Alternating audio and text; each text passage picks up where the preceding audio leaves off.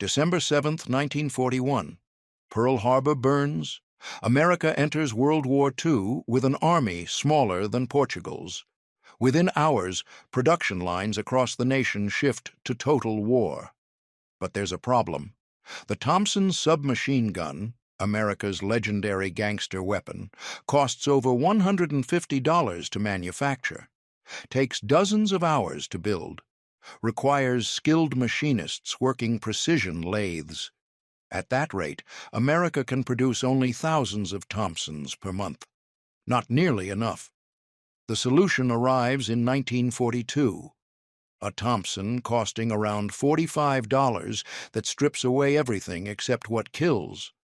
The original Thompson was a peacetime dream built for a war that never came. John Taliaferro Thompson designed it in 1918 for trench warfare. The conflict ended before production began. For 20 years, the Thompson remained an expensive curiosity. Police departments bought small batches. The Marines acquired limited numbers. Most Americans knew it from newsreels of Chicago gangsters and federal agents.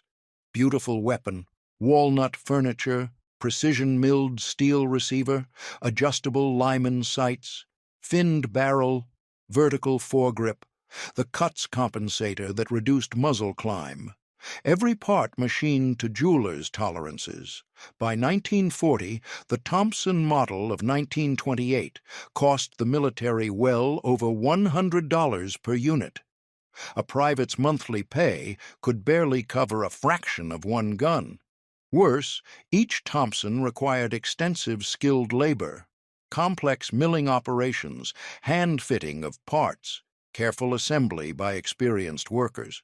Auto Ordnance Corporation, the manufacturer, produced them in limited batches, quality over quantity, craftsmanship over speed. Then came 1941. The M1 simplified some features but retained the essential complexity. Still expensive, still required extensive machining. The Blish lock, a delayed blowback system based on questionable physics, demanded precise tolerances. The adjustable rear sight needed careful calibration. The separate firing pin, hammer, and disconnector assemblies required hand-fitting. America needed millions of submachine guns. At this rate, they'd get thousands. Army Ordnance approaches the production crisis systematically. They partner with Savage Arms Corporation in spring 1942. Together, military engineers and Savage designers study the Thompson. They see what needs to change. The gun is over-engineered for its actual use. Submachine gun combat happens at close quarters, usually very close, where precision sights mean nothing, where a cuts compensator is dead weight, where beautiful walnut stocks splinter under combat conditions. Working under Army guidance, they strip everything. The M1A1 Thompson emerges from this collaborative simplification: fixed aperture rear sight, no cuts compensator, smooth barrel, simplified bolt design that eliminates the Blish lock entirely, simple blowback operation, heavier bolt, stronger recoil spring, horizontal foregrip optional, usually omitted, the complex firing mechanism replaced with basic components, stamped parts where possible, rough Parkerized finish instead of careful bluing. The transformation is brutal. The elegant Thompson becomes a crude killing tool. The price drops to around $45. Production time slashed dramatically. Savage Arms' factories in Utica, New York, explode into action. 3 shifts, 24-hour production. Where Auto Ordnance built limited numbers, Savage builds thousands upon thousands. The simplified design means workers new to firearms can assemble them. Many women join the production lines. Workers of all ages contribute to the war effort. The M1A1 pours from the factories. September 1943. Production supervisors at Savage tally impressive numbers. Tens of thousands of M1A1 Thompsons completed monthly. More than auto ordnance built in decades. The simplified Thompson outproduces every previous variant, not because it shoots better, not because soldiers prefer it, because it can be built by anyone, anywhere, fast. The numbers tell the production story. Original model of 1921, limited production over many years. Model of 1928, small military contracts. M1. Thompson, several 100,000 units. The M1A1, over 500,000 produced by Savage during the war. More M1A1s built than all other Thompson variants combined. Marines in the Pacific receive crates of the simplified weapons. No cuts compensators to catch on jungle vines. No complex sights to maintain in salt spray. Just a reliable weapon that empties 20-round magazines in seconds. Soldiers in Italy find the fixed sights adequate for close-quarters urban combat. Paratroopers appreciate the weight savings. Every ounce matters when jumping from a C-47. The simplified Thompson lacks elegance. It possesses sufficiency. Tank crews adopt them as bailout weapons.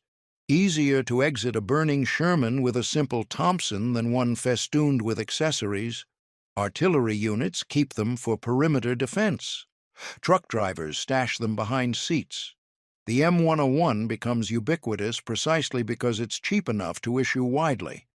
At over $100, the Thompson was a specialist's weapon. At around $45, it's general issue. The production miracle extends throughout American industry. Total wartime Thompson production exceeds 1 million units across all manufacturers, more than initially projected. Surplus M1A1s fill armories for years. The simplified gun achieves what the expensive Thompson never could. True mass production, democratic firepower, a submachine gun for every squad that needs one. Critics emerge immediately. Veterans of early Pacific campaigns prefer the original Thompson's controllability. The cuts compensator really did reduce muzzle climb. The adjustable sights allowed precise fire at longer ranges. The vertical foregrip provided better control in sustained automatic fire. All true, all irrelevant to production realities. The M1A1 trades refinement for availability. Better to have multiple adequate Thompsons in a rifle squad than one perfect Thompson in the company arms room. The simplified Thompson serves through World War II and Korea. Some linger in armories and occasionally appear in limited roles during the early Vietnam era. The design proves that industrial efficiency matters more than mechanical perfection. That adequate weapons in massive quantities defeat excellent weapons in limited numbers.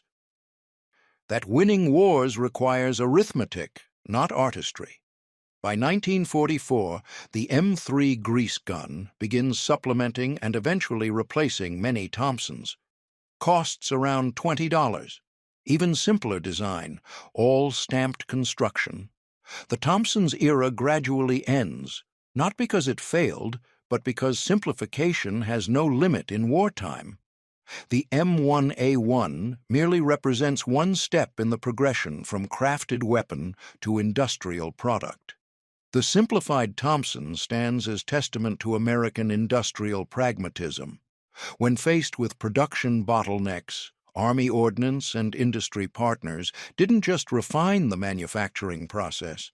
They refined the product itself, stripped away everything that slowed production, eliminated features that peacetime designers considered essential, created a weapon that horrified purists and satisfied logisticians. Today, original M1A1 Thompsons command high prices among collectors. Not because they're beautiful, they aren't. Not because they're mechanically interesting, they're crude, but because they represent the moment American industry learned to think in millions instead of thousands, to value function over form, to choose quantity over quality when quantity meant victory. The Thompson submachine gun earned its reputation in the 1920s as a finely crafted American firearm. It secured its legacy in the 1940s as a simplified tool of mass production. The M1A1 didn't just outproduce earlier variants, it redefined what production meant in wartime. From artisan workshop to assembly line, from months of pay to roughly a few days' wages. From extensive skilled labor to streamlined assembly. That transformation won the production war that won the actual war. Subscribe to discover more untold stories of the weapons and innovations that armed democracy's arsenal when the world needed them most.